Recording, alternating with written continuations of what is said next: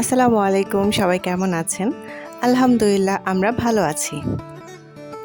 যে যেখান থেকে আমার ভিডিওটি দেখছেন সবাইকে অসংখ্য ধন্যবাদ।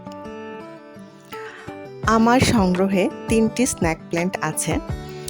আর স্ন্যাক প্ল্যান্ট যে আপনাকে ছেড়ে কখনোই যাবে না সেটা আসলে আমি আগে বিশ্বাস করতাম না। কিন্তু এখন আমি আসলে এটা বিশ্বাস করতে শুরু করেছি।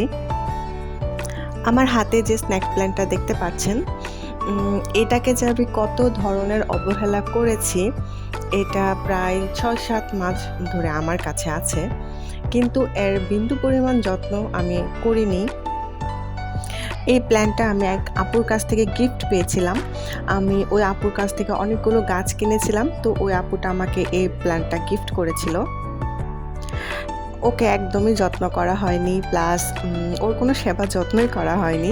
তারপরও দেখি সে একটা বাচ্চা দিয়েছে, আলহামদুলিল্লাহ।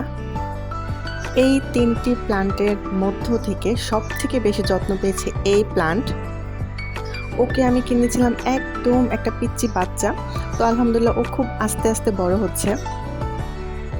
তো এই গাছটাও একদম মরে যাচ্ছিল অবস্থা।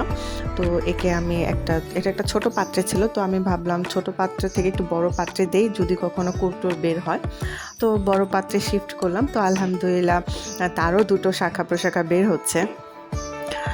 অনেক ভিডিওতে আমরা দেখে থাকি যে ঘরে যেগুলো গাছ থাকলে আমাদের ঘর ঠান্ডা থাকে এবং ঘরের দূষিত বাতাস বের করে দেয়। তো তাদের মধ্যে স্ন্যাক প্ল্যান্ট একটি। তো আমিও অনেক মানে ভিডিও দেখি যে গাছ কীভাবে পরিচর্যা করে, প্লাস কোন কোন গাছ আসলে ঘরের ভিতরে রাখলে ভালো। তো আমি কিছু কিছু ভিডিওতে অনেক দেখেছি যে বড় বড় স্ন্যাক প্ল্যান্টগুলো একদম খুব মানে থোপা হয়ে আছে। তো এটা আমার খুব ভালো লাগতো যে আমিও চিন্তা করতাম আমারও যদি কখনো হয়, কিন্তু এই গাছ থেকে যে আমি এমন পাবো আমি কখনো আশা করিনি।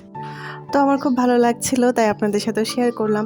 তো আপনারা ভালো থাকবেন। আজকে এখান থেকে বিদায় নিচ্ছি। আসসালামু আলাইকুম, আল্লাহ হাফেজ।